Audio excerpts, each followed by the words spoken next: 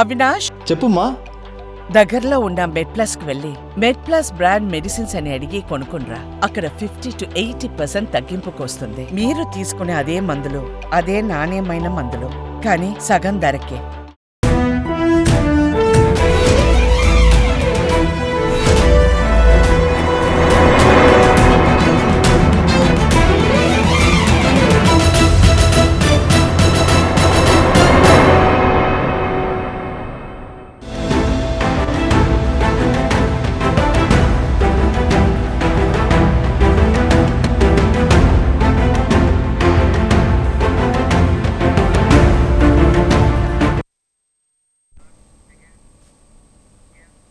YouTubers reviews cinema success రేటుపై ప్రభావం చూపిస్తాయా? వాళ్ళు రాసే రాతలు, థియేటర్ల దగ్గర ఇచ్చే రివ్యూ సగటు ప్రేక్షకుల దృష్టిని మార్చేస్తున్నాయా? ఫలితంగా కలెక్షన్లపై ఎఫెక్ట్ పడుతుందా? కొన్ని నెలల పాటు నటులు, దర్శకులు, టెక్నీషియన్స్ పడే శ్రమ బూడిదలో పోసిన పన్నీర్ అవుతుందా అంటే సినీ ఇండస్ట్రీ అవునని అంటుంది. అందుకే ఇక ముందు సినిమాలపై ఫస్ట్ డే రివ్యూస్ ఇవ్వడానికి వీల్లేదని హెచ్చరిస్తుంది. రివ్యూస్ని బ్యాన్ చేస్తూ కోలీవుడ్ తీసుకున్న నిర్ణయంపై తాము కూడా అలాంటి నిర్ణయమే తీసుకుంటామని తెలుగు చిత్ర పరిశ్రమ చెబుతుంది. నెగిటివ్ రివ్యూస్ ఇస్తే తాడ చేస్తామంటుంది. ఈ అంశంపైన ఇవాల్టి మిడ్ డే డిబేట్లో చర్చిద్దాం. ఇక మనతో పాటు డిబేట్లో పాల్గొనేందుకు భరద్వాజ గారు సీనియర్ ఫిలిం జర్నలిస్ట్, అలాగే త్రిపురనేని చిట్టిబాబు గారు ఫిలిం ప్రొడ్యూసర్, అలాగే రవి గారు ఫిలిం రివ్యూవర్స్ మనతో ఉన్నారు. వారితో మాట్లాడదాం. ముందుగా భరద్వాజ గారు నమస్తే అండి. నమస్తే సార్. ముఖ్యంగా సినిమాలపై రివ్యూస్ ఇచ్చే వాళ్ళ మీద సినిమా ఇండస్ట్రీ పెద్దలైతే మండిపడుతున్న పరిస్థితి, రివ్యూస్ ఎఫెక్ట్ అయితే కనుక సినిమాలపై పడుతుంది అంటున్నారు. ఇది ఎంతవరకు వాస్తవం? అంటే రివ్యూస్ వలన సినిమాలు ఇబ్బంది పడుతున్నాయి అనే మాట చాలా కాలంగా నడుస్తుంది. ఈరోజు కొత్తగా కాదు. ఈ మధ్యకాలంలో కొంచెం ఎక్కువైంది దాడి. గతంలో లేదు. ఇంతకుముందు కూడా బ్యాడ్ రివ్యూస్ ఉన్నాయి. బ్యాడ్ రివ్యూస్ ఉన్నా కానీ కలెక్షన్స్ బాగున్నటువంటి సినిమాలు కూడా ఉన్నాయి, రివ్యూ బాగోకపోయినా. నేను చాలా స్పష్టంగా చాలా సందర్భాల్లో చెప్పాను, ఎన్టీఆర్ సినిమాలకి కొంచెం నెగిటివ్ రివ్యూస్ ఉండేవి. అంటే ఆయన ఆ ఏజ్లో ఆ డ్యాన్స్లు ఏమిటి ఇవన్నీ రాసేవాళ్ళు. అంటే ఆ రోజున ఈ సోషల్ మీడియా లేదు కాబట్టి ఆ రాసిన రివ్యూలు చదివేవాళ్ళు కానీ సినిమాకి వెళ్ళేవాళ్ళు. ఈ మధ్య కొంచెం డివైడ్ టాక్ వచ్చిన, నెగిటివ్ రివ్యూస్ వచ్చినా కూడా కలెక్షన్స్ బాగున్న సినిమాలు ఉన్నాయి. సరిపోదా శనివారం సినిమా కొంచెం ఆ సినిమా మీద నెగిటివ్ రివ్యూస్ వచ్చినాయి, అయినప్పటికీ సినిమాకి జనం వెళ్ళారు. కాబట్టి రివ్యూస్ చంపేస్తున్నాయి అనేది కరెక్ట్ కాదు, కానీ రివ్యూస్ అనేది ఒక కాషన్ నోటీస్ లాగా పనిచేస్తాయి అనేది వాస్తవం. ఇది ఇప్పుడు పర్టికులర్గా అంటే ఒక రకంగా ఇది మాట్లాడే స్వేచ్ఛని చంపేయటం. అంటే సినిమా చూసిన తర్వాత బయటకు వచ్చాక అభిప్రాయ ప్రకటన చేయొద్దు అంటే ఎలాగా? చేస్తే తప్పేమిటి? మీ కంటెంట్ బాగుందనుకోండి, అది ఎలాగైనా వెళ్ళిపోతుంది కదా. సినిమాలు ఇప్పుడు మొదటి రోజు జనం లేకపోయినా కానీ మౌత్ పబ్లిసిటీతో హిట్ అయినటువంటి సినిమాలు అనేకం ఉన్నాయి కదా. ముత్యాల ముగ్గు, శంకరాభరణం దగ్గర నుంచి మొదలు పెడితే అనేక సినిమాలు మౌత్ పబ్లిసిటీతో హిట్ అయిన ఉన్నాయి. ఈ మధ్య కా కూడా అంతే కదా, ఏ అంచనాలు లేకుండా రిలీజ్ అయింది ఆ సినిమా. మౌత్ పబ్లిసిటీతోనూ పాజిటివ్ రివ్యూస్తోనే కదా అది వెళ్ళింది జనంలోకి. అంటే సినిమా ఇక్కడ రెండూ ఉన్నాయి. వాళ్ళేమో కంటెంట్ బాగాలేకపోతే సినిమా ఆడటం లేదు అంటే ఫ్లాప్ అయిన ప్రతి సినిమాకి రీజన్స్ ఉన్నాయి, కేవలం రివ్యూస్ మాత్రమే చంపట్లేదు సినిమాని. సినిమా మీరు ప్రాపర్గా తీస్తే రివ్యూస్ హెల్ప్ అయినటువంటి సినిమాలు అనేకం ఉన్నాయి. రివ్యూస్ వద్దు అనేటువంటి రివ్యూస్ ఇవ్వకూడదు. లేదు, మీరు 3 రోజులు బ్రీతింగ్ స్పేస్ ఇవ్వండి, 3 రోజుల తర్వాత రివ్యూలు ఇవ్వండి. మీరు రివ్యూలు ఇచ్చి సినిమాలను చంపేస్తున్నారు, ఇది కరెక్ట్ కాదు. అంటే మీరు ముందు మీ కంటెంట్, ఇప్పుడు ఆ మధ్య ఇండియన్ 2 సినిమా చూసాం, 3 డేస్ తర్వాత అయినా సరే ఖచ్చితంగా సినిమా బాగుంటుందని బాగుందని చెప్తారు, లేకపోతే లేదంటే లేదని చెప్తారు. అంతే అంతే కదా. అంతే, అంతకు మించి పబ్లిసిటీ అంటే అది కరెక్ట్ కాదు కదా. అసలు మా సినిమా గురించి ఎవరు మాట్లాడకూడదు అంటే మీరు సినిమా కూడా చూపించకండి. ఎందుకు చూపించాలి ప్రపంచానికి? మీలో మీరు మీకు కావలసిన వాళ్ళని పిలిచి సినిమాలు వేసుకోండి. మీరు పబ్లిక్ డొమైన్లో కంటెంట్ పెట్టినప్పుడు పబ్లిక్ రెస్పాండ్ అవుతుంది. రెండోది, ఇప్పుడు ప్రతి వ్యక్తి కూడా సోషల్ మీడియాలో ఏదో ఒక ప్లాట్ఫామ్ మీద మెంబర్గా ఉన్నాడు.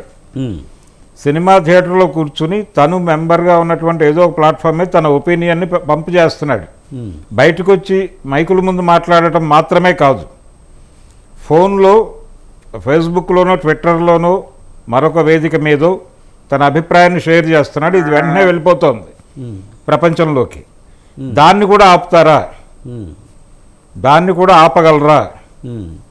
అది ఆపినప్పుడు ఇది ఆపుకోండి, అంతే తప్ప ఒపీనియన్ చెప్పడమే తప్పు అంటే ఎట్లాగా?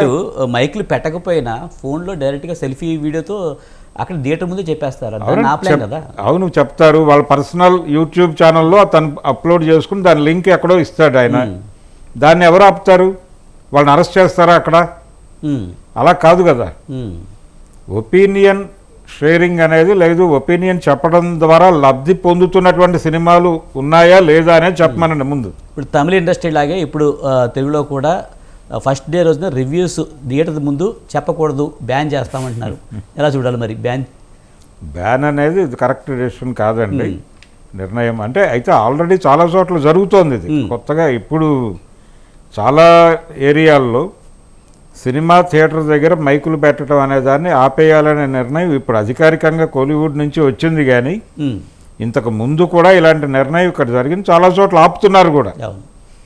థియేటర్ వాళ్ళే స్వచ్ఛందంగా బయటకు పంపించేస్తున్నారు, వద్దు అని చెప్పి, ఇక్కడ వద్దు, దయచేసి బయటకు వెళ్ళిపోండి అని. నేను అడిగే ప్రశ్న ఒకటే, ఈ మౌత్ పబ్లిసిటీ వలన హెల్ప్ అయినటువంటి సినిమాలు, తద్వారా ప్రజల్లోకి వెళ్ళిన సినిమాలు ఉన్నాయా లేదా? బ్యాడ్ అయిపోయినాయి, సినిమా ఫ్లాప్ అయిన దానికి ఖచ్చితంగా కారణాలు ఉంటాయి. కారణం లేకుండా ఏ సినిమా ఫ్లాప్ అవ్వదు.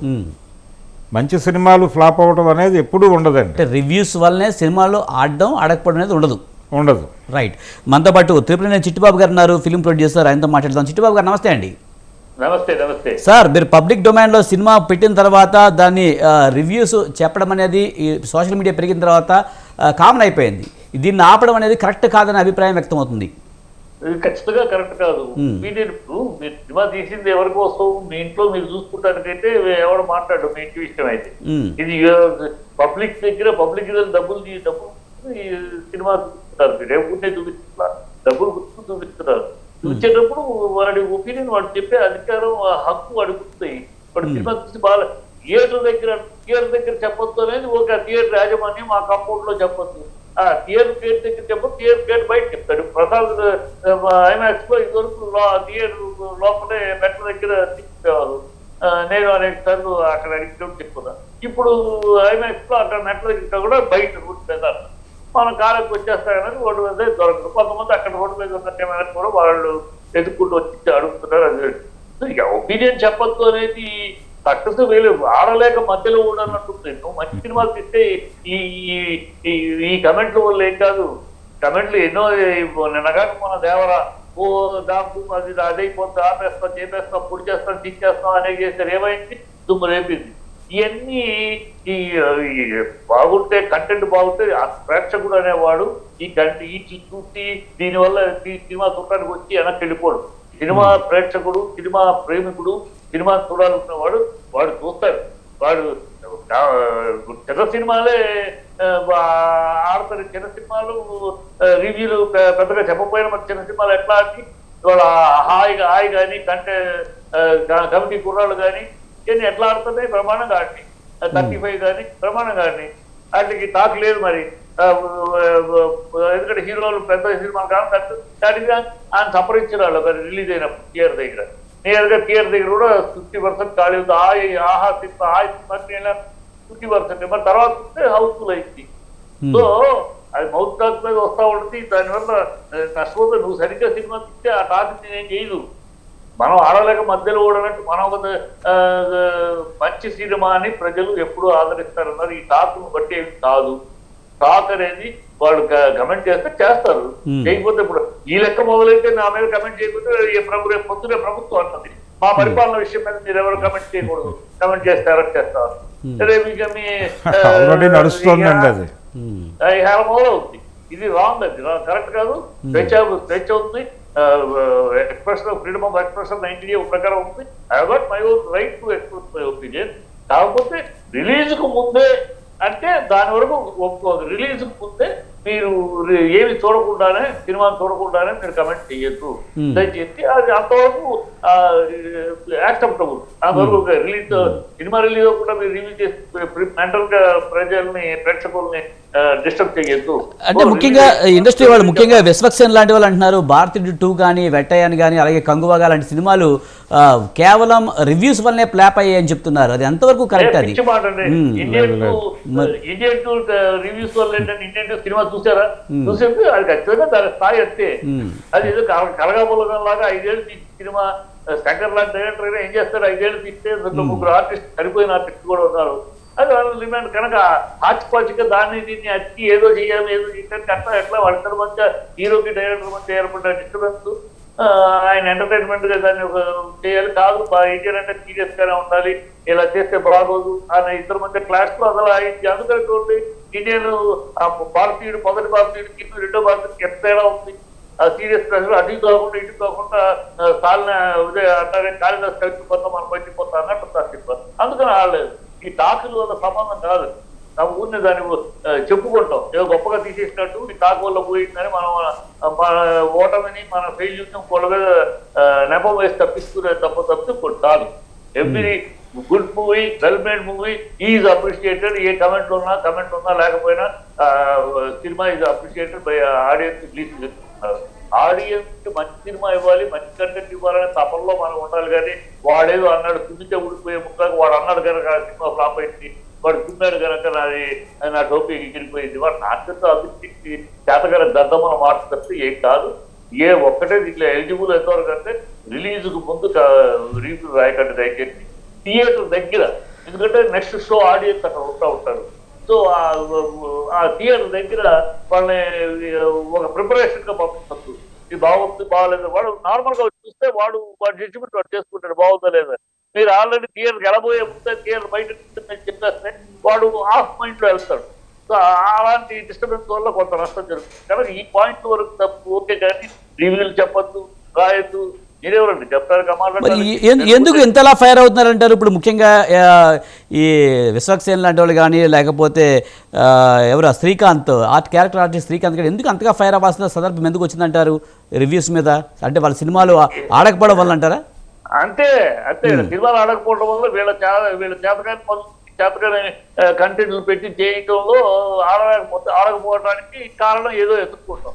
ఓడిపోయిన వాళ్ళు ఎత్తుక్కునే కుట్టితాతులు, గెలిచేవాడు ఎప్పుడు ఎతకడు, ఓడిపోయేవాడు ఎత్తుకునే కుట్టితాతులు.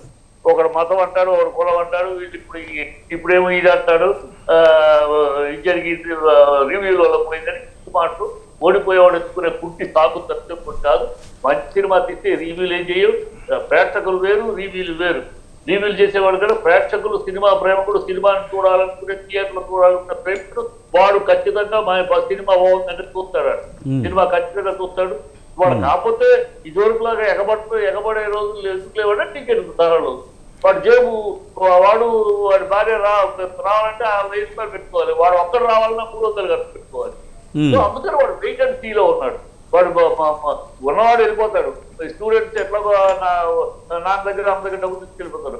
మిగతా ఉద్యోగస్తుల ఫ్యామిలీస్ వాళ్ళు సినిమా ప్రేమికులు, వాడు సినిమా చూడాలి కానీ జేబు చూసుకోవాలి. కనుక బాగుందని టాక్ వస్తే వెళ్తాము, లేకపోతే డబ్బులు కష్టపడి వాడు కష్టపడి సంపాదించే సొమ్ము అయ్యా, కష్టపడి సంపాదించే సొమ్ము. ఆ సొమ్ము నీకు తగలబెట్టడానికి వాడు నీ విషయం ఉందంటే వస్తాడు.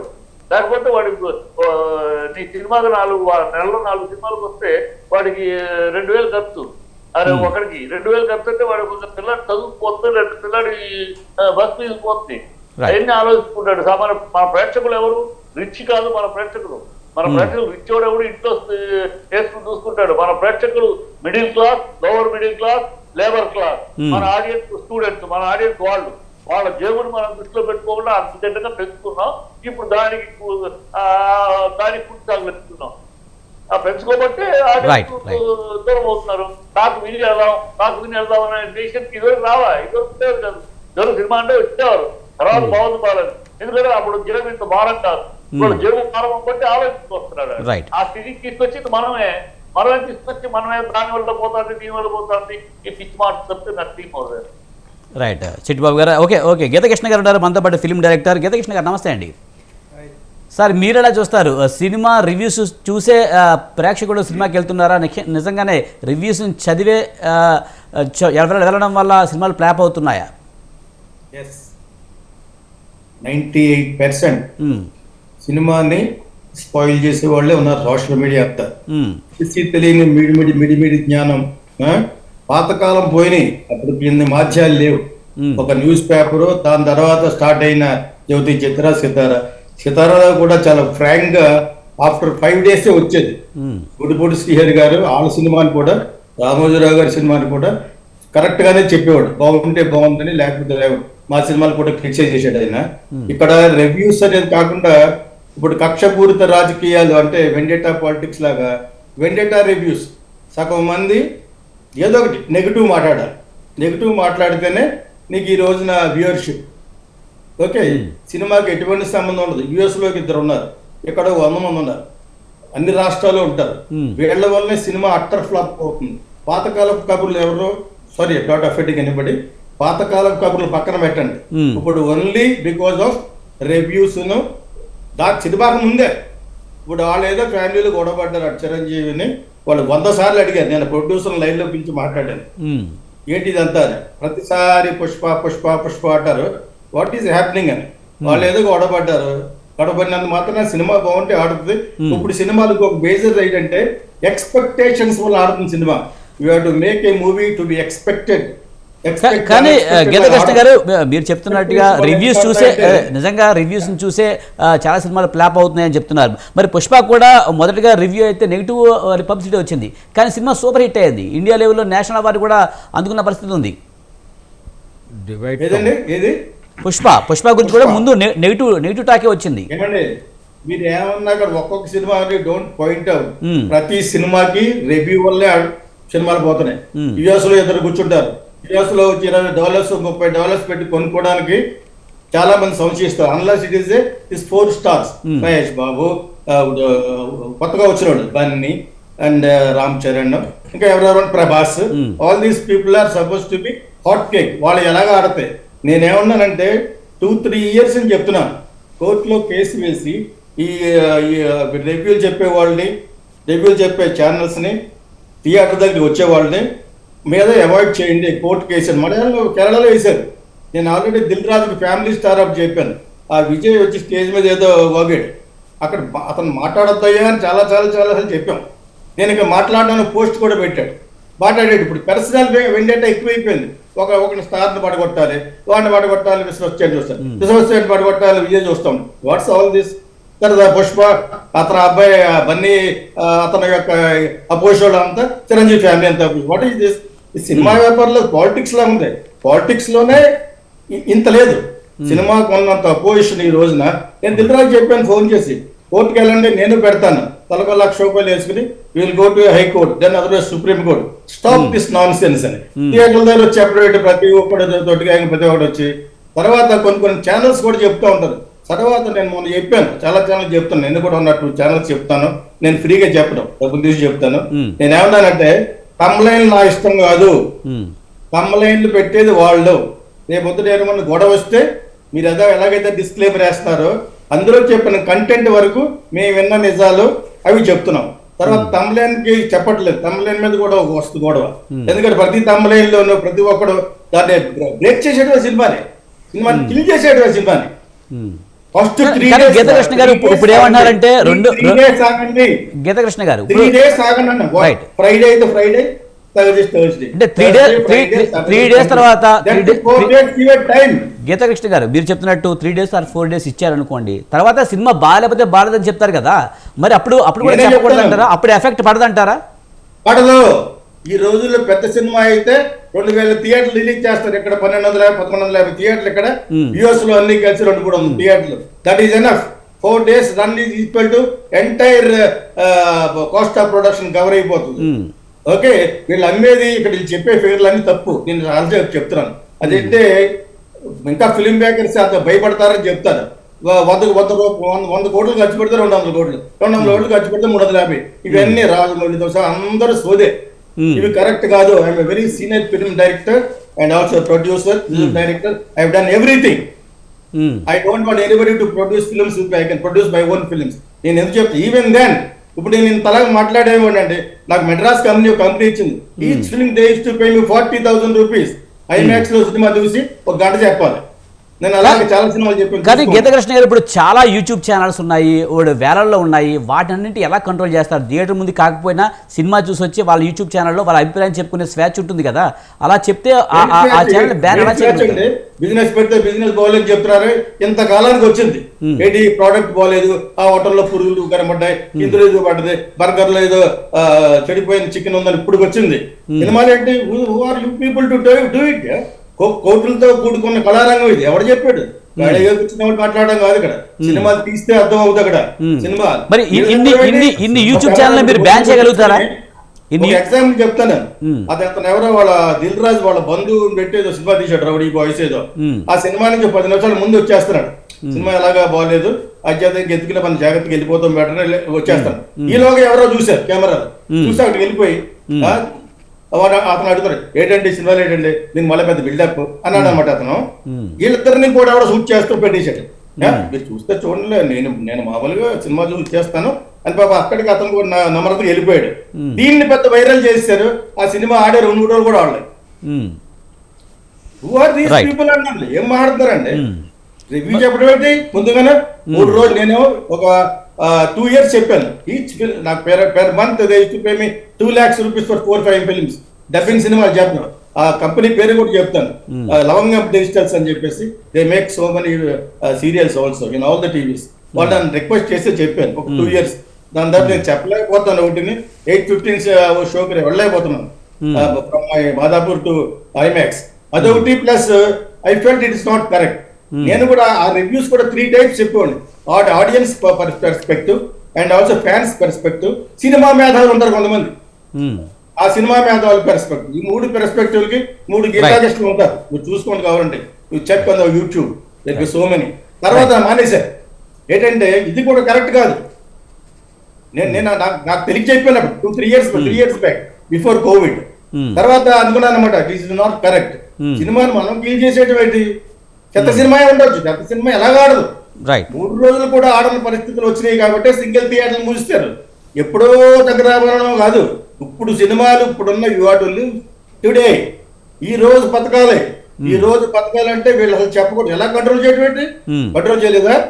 బార్లు కట్టేయాలంటాడు, 10 గంటలకల్లా పబ్స్ కట్టేయాలంటాడు, కట్టట్లేదా? ఇలా 10 మంది వచ్చేసి కంట్రోల్ చేయలేదు. Theatre should take responsibility to not to allow any camera fellow to come and talk to them in front of the theatre. ఒకటి.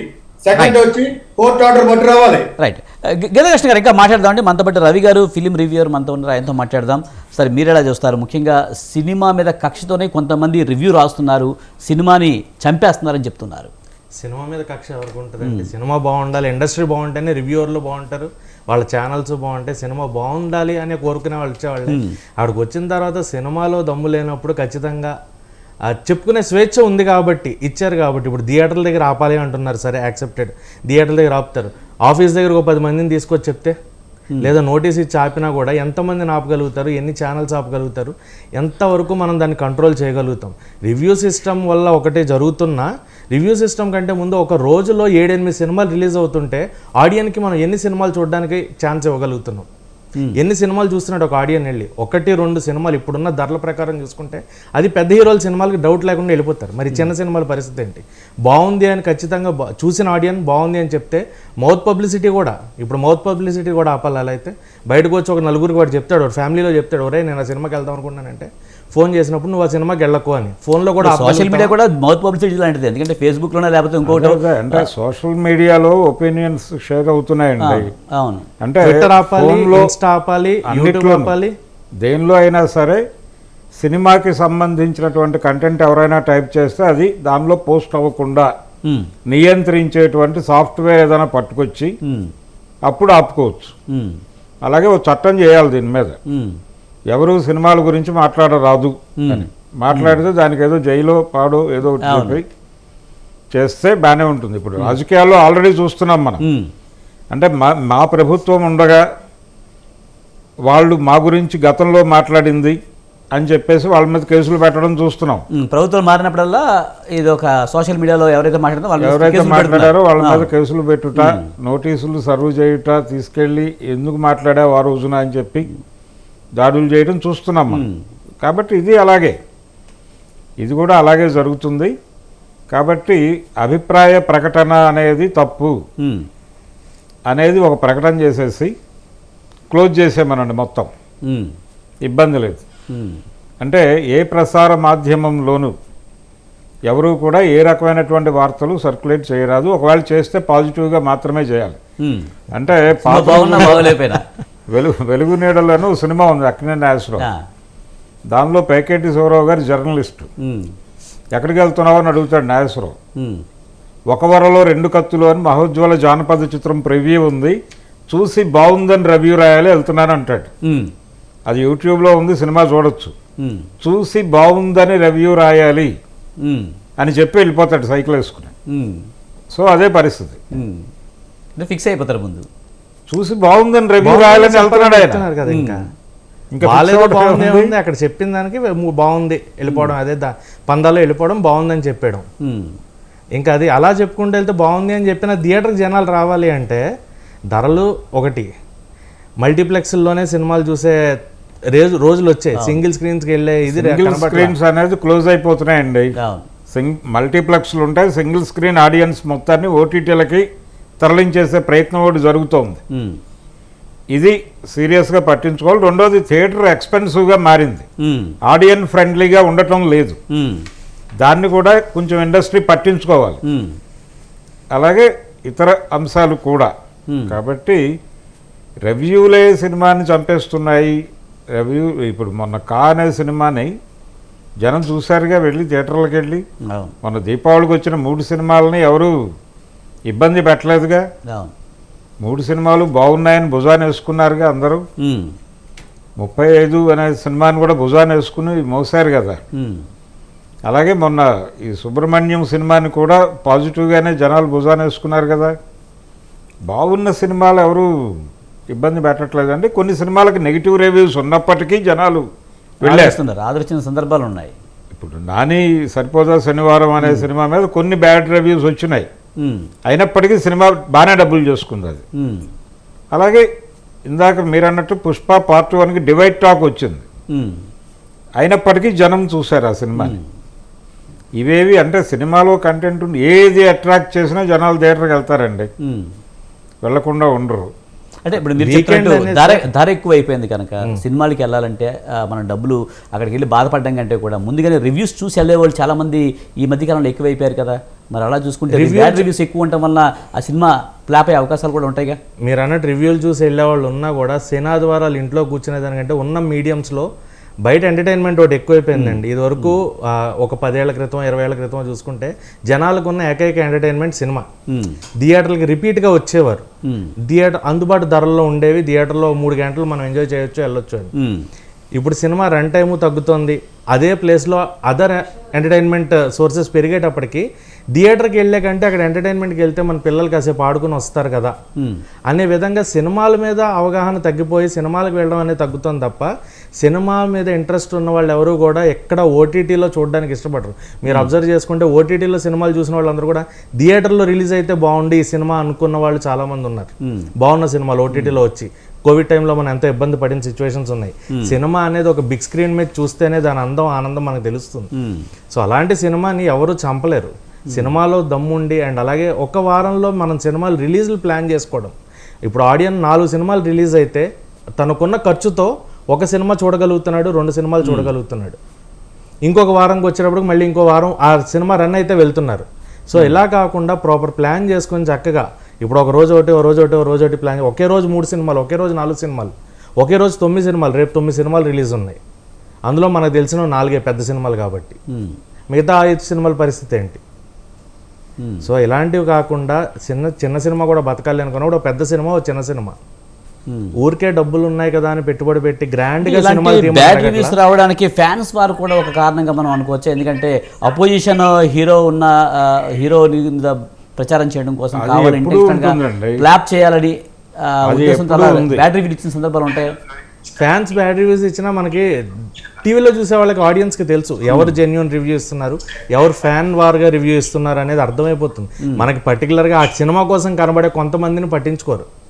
ఎవరైతే పర్టికులర్గా రెగ్యులర్గా ప్రతి వీక్ ఇతను కనబడుతున్నాడు, ఇతను రివ్యూ ఇస్తున్నాడు, ఇతను బాగుంది అనుకుంటారో మీరు ఎక్కువ చూడండి, అబ్జర్వ్ చేయండి. ఆ ఛానల్స్కి ఖచ్చితంగా వ్యూవర్షిప్ ఉంటుంది, అన్ని ఛానల్స్కి వ్యూవర్షిప్ ఉండదు. అన్ని ఛానల్స్ రివ్యూస్ ఎవరు చూడరు. పర్టికులర్గా కొన్ని ఛానల్స్ ఇతను పర్ఫెక్ట్గా చెప్తాడు, ఇతను రివ్యూ సిస్టమ్ బాగుంటుంది అనుకున్న ఛానల్స్వే చూస్తారు. సో ఫ్యాన్ వార్స్ ఉంటాయి, ఫ్యాన్ వార్స్ వాళ్ళు కొట్టుకుంటారు. అక్కడికి మళ్ళీ ఫ్యాన్ వార్ కొట్టుకున్నా కూడా మళ్ళీ ట్విట్టర్లో కొంతమంది వచ్చి సినిమా చూసి అక్కడ బాగాలేదని చెప్పినా ఇక్కడ బాగుంది చూడొచ్చు అని చెప్పిన వాళ్ళు కూడా ఉంటారు. సో రివ్యూ సిస్టమ్ వల్ల సినిమా చచ్చిపోతుంది అన్న మాట అయితే తప్పు. రివ్యూస్ వల్ల ఇంకా బతికిన సినిమాలు ఉన్నాయి. రివ్యూస్ అంటే సినిమా బాగాలేదని చెప్పినా కూడా బాగున్న సినిమాలు ఉన్నాయి. ఇందాక మనం చెప్పుకున్న ఎగ్జాంపుల్సే ఉన్నాయి. కాకైతే ఎలాంటి ప్రమోషన్స్ చేసుకున్నారు కానీ రివ్యూస్ ఎక్కడ ఎవరు కూడా ఎక్కువ చెప్పింది లేదు. కానీ క్రియేట్ చేయలేదంటే రికార్డ్స్, కలెక్షన్స్ తెచ్చుకుంది. కిరణ్ అబ్బవరం గారి కెరియర్కి బిగ్గెస్ట్ హిట్ అయింది. సో అలాంటి సినిమాలు ఉన్నప్పుడు, సినిమా బాగున్నప్పుడు, సినిమాలో దమ్మున్నప్పుడు మనం ఏం చేయక్కల్లా, ఆటోమేటిక్గా ప్రజలే తీసుకెళ్ళిపోతారు ముందుకి. మనం వద్దు అని చెప్పినా వాళ్ళు ఆగరు, థియేటర్కి వచ్చి చూడాల్సిందే. ఒక బిగ్ స్క్రీన్ ఎక్స్పీరియన్స్, ఇది బాగుంటుంది, పెద్ద స్క్రీన్ మీద చూడాలి అన్నప్పుడు ఖచ్చితంగా చూస్తారు. ఆ సినిమాలో కంటెంట్ లేకుండా రిపీట్గా ఉన్న కంటెంటే ఉంది అనుకుంటే ఎవరు వస్తారు? మహారాజా సినిమా స్క్రీన్ ప్లే మీద డ్రైవ్ అయింది, బాగుంది, కొత్త కథ అన్నప్పుడు ఆటోమేటిక్గా ప్రజలు మనం చెప్పలే ఎవరు, అరే మహారాజా చూడండి 10 మందికి మనం చెప్పలా. సినిమా బాగుందని ఒక మాట ఒకరితో చెప్తే అది సర్క్యులేట్ అయిపోతుంది ఆటోమేటిక్గా. సో అలాంటివి చేసుకునే ప్లాన్ చేసుకోవాలి. కానీ సినిమా రివ్యూలు ఆపాలి అంటే ఈయన చెప్పినట్టుగా మొత్తం బ్యాన్ చేయండి, సినిమా రివ్యూలు లేకుండా ఇంకెక్కడ వేయకుండా వాళ్ళకి కావాల్సిన పర్టికులర్ కొంతమందికి వేసుకుని సినిమా ఇదే అని చెప్పి వాళ్ళ రివ్యూలు వాళ్ళు చెప్పించుకోవడమే. ఒక రివ్యూవర్గా మీరు ఏం డిమాండ్ చేస్తున్నారు? ముఖ్యంగా ఇప్పుడు ఫిల్మ్ ఇండస్ట్రీ నిజంగానే రివ్యూవర్స్ అందరినీ కూడా సినిమా హాల్ ముందు ఒక 2-3 రోజులు బ్యాన్ చేస్తే మీరేం చెప్తారు? 2-3 రోజులు బ్యాన్ చేసినా ఇప్పుడు ఏముంది, అదే అంటున్నానండి. జూమ్ కాల్ ఇప్పుడు ప్రెజెంట్ ఎంత అక్కర్లా, జూమ్ కాల్లో తీసుకుని వాళ్ళు రివ్యూస్ పెట్టి లైవ్లో పెట్టేయచ్చు, యూట్యూబ్లో ఆప్షన్ ఉంది. సో అదే ఇప్పుడు అది ఆపాలి అనుకున్నప్పుడు కంప్లీట్ రివ్యూ సిస్టమ్నే ఆపేయాలి. రైట్. సోషల్ మీడియా అనేది ఏది లేకుండా ట్విట్టర్ కానీ ఇన్స్టా కానీ, ఎందుకంటే దాంట్లో కూడా ఇప్పుడు నోటితో చెప్పకపోయినా పోస్ట్ పెట్టేస్తున్నారు సినిమా రేటింగ్ ఇది అని, అవన్నీ కూడా ఆపుకుంటూ రావాలి. ఎంతమందిని ఆపగలం, ఎంత రివ్యూ సిస్టమ్ని కంట్రోల్ చేయగలం? రైట్. గిరితకృష్ణ గారు మీరేమంటారు? ముఖ్యంగా ఒక రివ్యూని ఆపాలంటే మొత్తం సోషల్ మీడియాని బంద్ చేయాలి, లేదా ఒక చట్టం చేయాలి అని చెప్పి ఒక అభిప్రాయాన్ని వ్యక్తం చేస్తున్నారు. మీరేమంటారు? చేయాలి, దాన్ని కష్టమని చెప్పలేటే అర్థం అందరిలో మాట్లాడతారండి.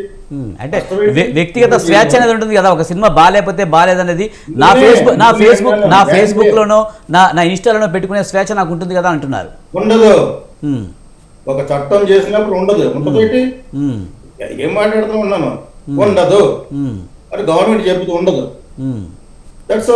శిక్షలు కూడా